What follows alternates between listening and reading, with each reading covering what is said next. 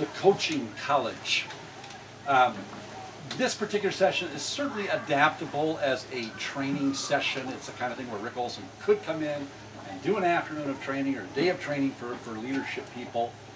It's not normally done that way. I have, and it can be. But this is one of two very comprehensive programs I do that is a consulting program spread out over a 1 year period of time. I come in once a quarter, and usually spend 2 days with your organization. And it is all designed to help the managers understand how to effectively coach staff. What I've discovered as I spend more and more time with businesses that we're having a lot of managers ascend to management spots who are excellent employees.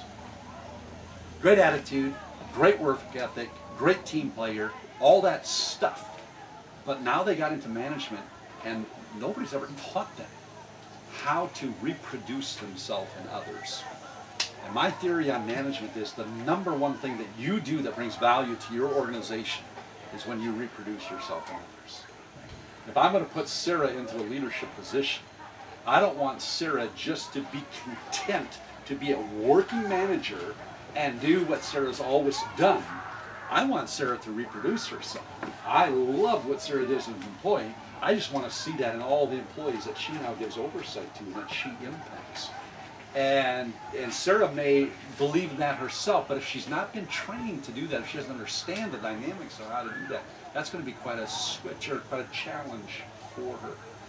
So I tell managers, hey, the skills that got you here are not the skills that you need to be effective at this level. Now it's a whole different ballgame. It used to be about you being effective. Now it's about them being effective. It's about your employees being effective. So we started the coaching college a few years ago. Brought along a brochure. We have a little bit on here. This is quite in depth here, and you can just put that in your file. You don't. I mean, you can certainly peruse it, but there's quite a bit of information there. You can digest more of that as you go on. The intent of the coaching college is to teach coaching skills. In fact, I might.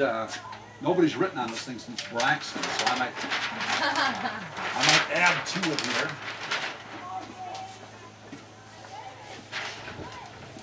The things that we accomplish in the coaching college,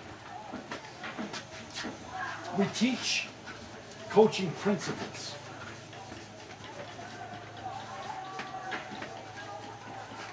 How do you tap somebody's potential? How do you bring the best out of an employee? Coaching principles.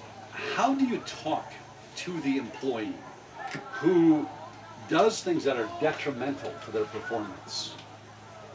They have so many good qualities, but they have this one that is sabotaging their career.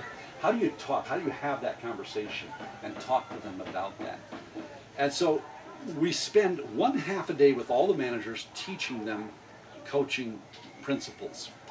The second thing we do is we do role play scenarios.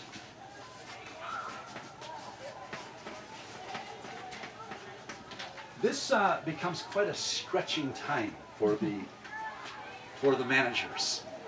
Let's say you were all on staff at a place. You're all in management, and I'm in here doing your coaching college. Every one of your names is going in a hat, and at this particular point, I'm drawing names out. And I draw name number 1, and it's Denise. And I draw name number 2, and it's Anita. And Denise is the manager, and Anita is the employee.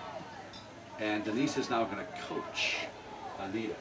And we create scenarios that are real-life scenarios that managers have to work with constantly. So this scenario that I might give Denise today might say something like this. Denise, you are the new manager. You are newer, younger, and less experienced than Anita. Anita worked in the same department.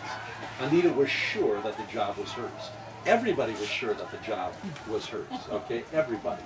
It was a real surprise when you got the job as the new kid.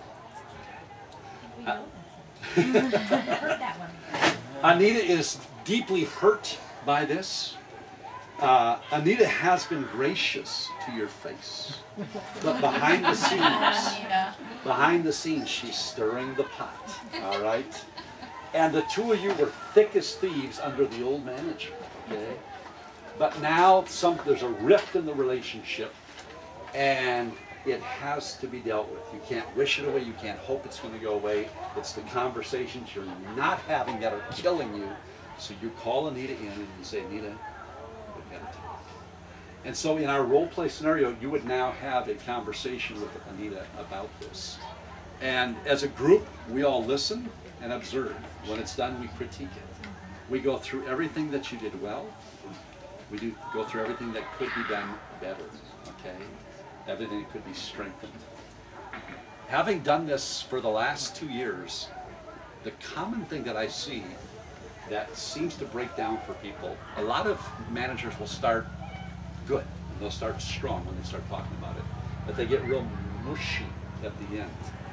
And so it's a strong start, and by the time Denise gets to the end, it goes like this. So Anita, you know, will you promise me that you'll really try to do better? And it just gets real soft and mushy, all right? We don't need Anita to try to do better. We need Anita to change her behavior. We need her to get on board, okay? And there needs to be some teeth, there needs to be some accountability, there needs to be clear understanding of consequences. So we teach all those principles to managers so they understand that this is not a try to do better kind of thing. These are the expectations. We've defined what good behavior looks like, and we're going to get back together now in 2 weeks, and we're going to review what is taking place. So in the coaching college, the morning is spent teaching principles. The afternoon is spent developing these role play scenarios. Every single manager goes through it. Nobody's exempt. Once their name is drawn, they go in a bowl over here. They don't get drawn again until everybody goes through it, okay? So if you're lucky, your name gets drawn right away, and then you don't have to sit there and sweat it and think about it. The scenarios we do all kinds. Cindy is excessively chatty. She is always on her phone. She is texting, she's checking her voicemail, she's checking the internet. People love her. Her breaks always are 15 minutes too long. She's always a little late coming home from lunch. She is the life of the party. She'll do everything but work hard. And Cindy needs to be coached about that. Penny does great work. She's consistently tardy. She's just a little bit late every day, just chips away a minute here, a minute there, 2 minutes there, this sort of thing. It's not going away. We have to talk about it. So we create all these role play scenarios, and we make them as real to life as possible. I just tell them, look, you're going to have these conversations. I know it's a little challenging to do it in front of your peers, but I'd much rather have you do it in the safety of this room than have that first conversation out there. So this becomes day 1.